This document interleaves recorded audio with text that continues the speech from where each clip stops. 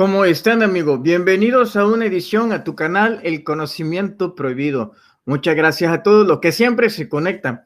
Bueno, ya estamos cada vez más cerca de vernos allá en Latinoamérica. Estamos casi a un mes o menos de un mes para estar en tierras aztecas. Y bueno, recuerden que nos vemos en Ciudad de México, en Querétaro, que esa ciudad la elegí porque hay algo especial ahí en Querétaro. Y bien, iré a Querétaro, en Puebla, en Guadalajara, en Tijuana y en Monterrey. Y probablemente vengan otras ciudades más. Pero bien, así que será un placer verlos a todos por allá. Así, amigos del Team Larín, continuando con los mayas que hemos dejado en pausa porque he tenido muchas cosas que hacer. Muy pocos, seguramente, solo sabemos de que los mayas se fueron. Otros creen que desaparecieron, otros creen que se mezclaron, etcétera, etcétera. Pero en la reunión que tuve con ellos, fíjense que la primero que yo les preguntaba, como ellos decían que habían venido aquí a la Tierra, los habían traído porque habían tenido dificultades en sus planetas de origen, ¿qué traían? Esa fue una de las preguntas que yo me hacía y les pregunté, ¿y ustedes qué traían de allá? A lo que ellos decían que lo único que habían traído eran lo único que necesitaban para poder desarrollarse en cualquier planeta que tuviera las características similares a las de su planeta para desarrollarse, para desarrollar la vida, para continuar la vida y la vivencia. Entonces, yo pensé que se refería a algún dispositivo tecnológico, pero mi respuesta fue tal cuando le dije, ¿qué es lo que necesitaban?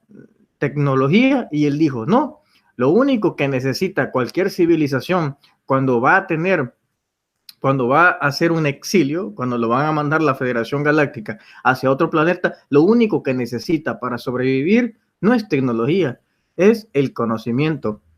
Cuando nosotros llegamos allá, a lo que ustedes conocen ahora como América, era lo que él decía, que lo único que necesitaron fue el conocimiento. Por eso se ve expresado en distintas arquitecturas, y no solamente ellos, sino con los olmecas y toltecas, que posteriormente también eran personas que estaban haciendo acá un tipo, habían sido acogidos como asilados.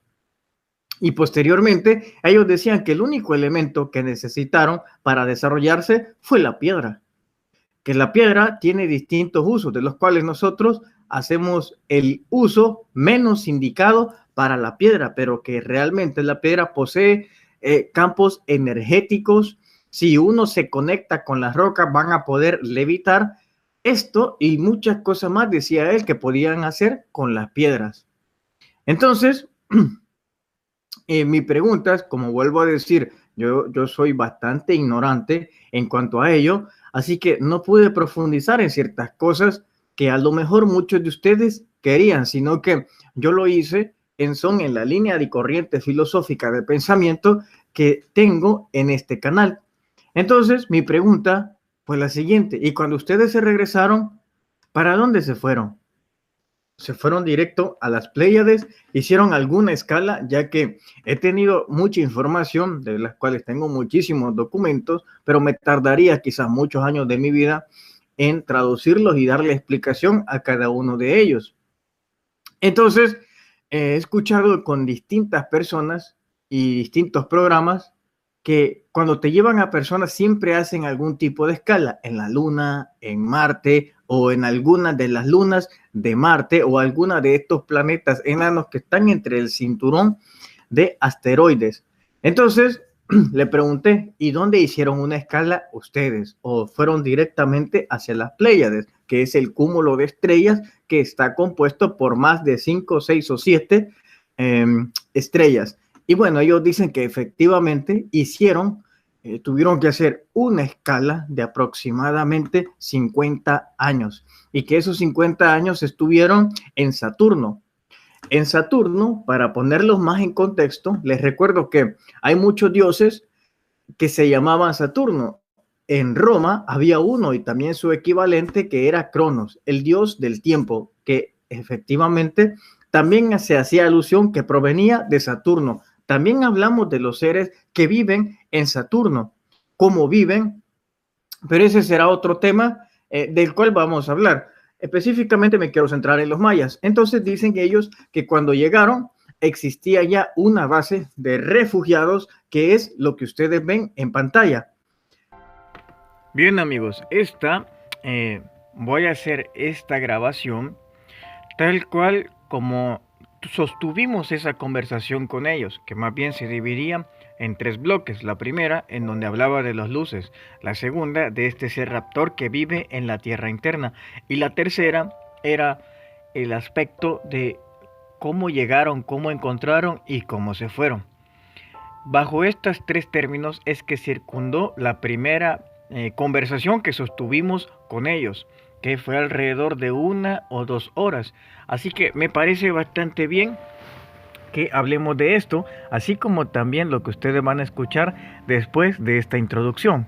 Entonces le preguntaba a uno de ellos que cómo era que habían llegado a la Tierra, cómo lo encontraron. A lo que uno de ellos, que era creo que el líder, el que hablaba, porque el otro más bien escuchaba mucho, me miró a los ojos y me contestó así, diciéndome el nombre, mi nombre espiritual, llamémoslo así, con el cual la nórdica también me había hablado, así como también los nórdicos que viven en Grecia. Entonces me miró a los ojos y me dijo, mira, muchos creen que nosotros venimos acá y que aquí aprendimos todo. Aquí evolucionamos intelectualmente, científicamente, pero no fue así. Nosotros ya traíamos el conocimiento de cómo hacer las cosas. Por eso es que hay un desnivel en cuanto a las sociedades que estaban en ese instante. De repente nosotros evolucionamos en nuestras estructuras más que las demás, pero no porque éramos inteligentes, más que ellos, sino porque teníamos desarrollos intelectuales distintos. Todo lo que nosotros hicimos era algo de cultura general en nuestros planetas, o más bien en nuestro planeta. Por eso dejamos grandes legados, pensando que en algún día todos iban a saber realmente para qué existían tales pirámides. Muchos de los relatos se hablan que nosotros los mayas habían reyes que venían y descendían y se iban a los cielos. Incluso que habían unos que bajaban hasta el inframundo.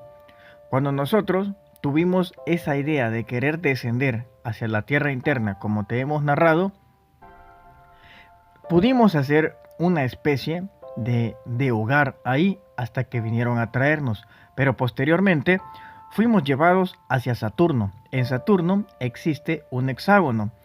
En ese hexágono hay distintas bases que primero hacen ahí una estación antes de ser dirigidas hacia sus planetas correspondientes cuando estos han llegado a la paz. En este hexágono que ustedes ven amigos, era al cual el maya se dirigía. Ahora yo desconocía en ese momento la existencia de este hexágono, que me pareció bastante importante e interesante después de escucharlo a él. Entonces él manifestaba de que en este hexágono ahí los primeros que lo acogieron con las naves eran unos Draco, de los cuales vamos a hablar, que no estoy hablando de la alianza Draco, pero más adelante explicaré eso.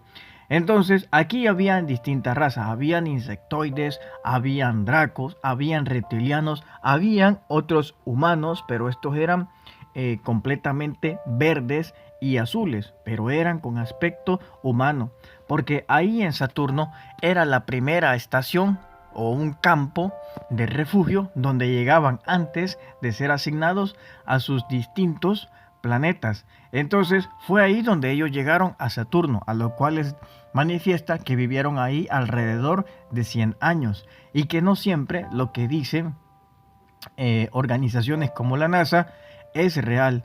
Por lo general, el 90% de lo que ellos dicen es dudoso. Un 10% es real, pero el 90% debemos siempre cuestionarnos, ya que en ocasiones han habido fallas de su información en donde si nos detenemos a pensar, vamos a entrar en lógica que nos están mintiendo. La vida es posible en cualquier parte del sistema solar, siempre y cuando tengamos la tecnología necesaria. Nosotros, la tecnología que tenemos ahora a disposición y la que tienen también distintos hermanos en el cosmos, en comparación a la que nosotros tenemos. Pensarían que vivimos aún en la edad de piedra. Así que más adelante vamos a volver a tener un próximo encuentro. A la pregunta que yo le hice es por qué es que ellos me habían escogido a mí. Entonces ellos decían de que había sido por intermediación de Omtare, que es la nórdica, que es como mi tutora, llamémoslo así.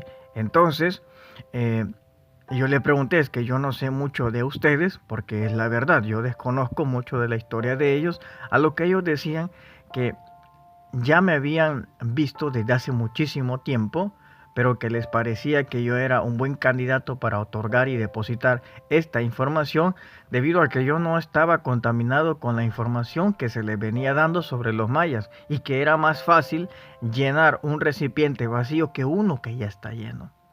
Y por esas razones que me habían elegido, porque yo en una ocasión les pregunté que me disculparan porque mis preguntas quizás eran un poco estúpidas, y entonces no podía yo tener algo profundo, a lo cual uno de ellos se sonrió y me dijo que no, que mis preguntas nunca iban a ser estúpidas, que iba a ser algo tonto si yo me la guardaba, y fue ahí donde empecé a cuestionar otras cosas más. Entonces, esta que ustedes ven sería la primera estación espacial que todas las razas extraterrestres llegan antes de ser dirigidos hacia otros planetas. No solamente esta, también me hablaron de una luna, de las cuales voy a mostrar cuál es su función. Solo déjenme ubicarla, cuál es en el sistema solar, y se la voy a proporcionar a continuación. Espero que de ustedes haya sido siempre el agrado esto. Voy a hacer otro paréntesis, porque es que me llamó tanto esto lo de Saturno, donde ellos también decían que en los alrededores de Saturno también existe una vida biológica, inteligente, pero que es plasmática, de las cuales hablaremos en el próximo programa. Bien, amigos, yo espero que haya sido el agrado de ustedes este programa, para que sepamos realmente mucha historia que tenemos que ir conectando, y que existen seres vivos, biológicos, inteligentes a lo largo y ancho de este sistema solar. No es necesario irnos a otras galaxias. En este sistema solar hay muchos seres que están ahí. La parte que a mí más me impresionó fue esta, en donde ellos recibieron esa acogida también de lo que conocemos como los dracos. También había una especie de insectoides y los nórdicos. Fíjense que este fue un hecho que mucho encajaba, ya que, como acabo de decir, Omtare, que es como lo que sería mi instructora o mi guía, la que me han asignado para poderme involucrar y poder divulgar un poco más, ella fue la que me conectó con los mayas, de los cuales esta noche tendré una reunión con ella y con los mayas, a eso de las 2 de la mañana, en un bosque que está un poco más o menos cerca de mi casa. No entiendo para qué es que es esa reunión del día de ahora. Lo único que puedo decirles es que fue de manera imprevista el objetivo de esta reunión, pero sí, yo sabía que íbamos a tener una reunión pronta.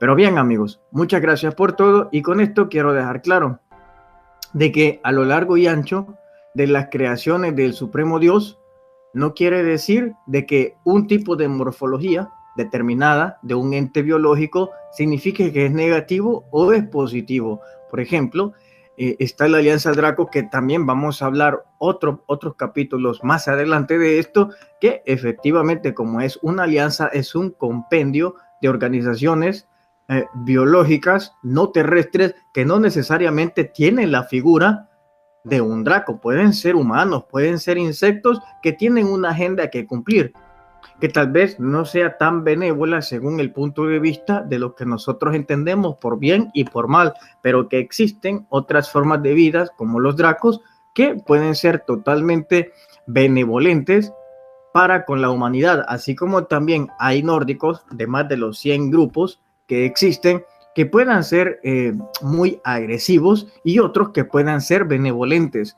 De lo mismo los insectoides, lo mismo los ángeles. Esos ángeles bíblicos, hay unos que salvan y hay otros que matan.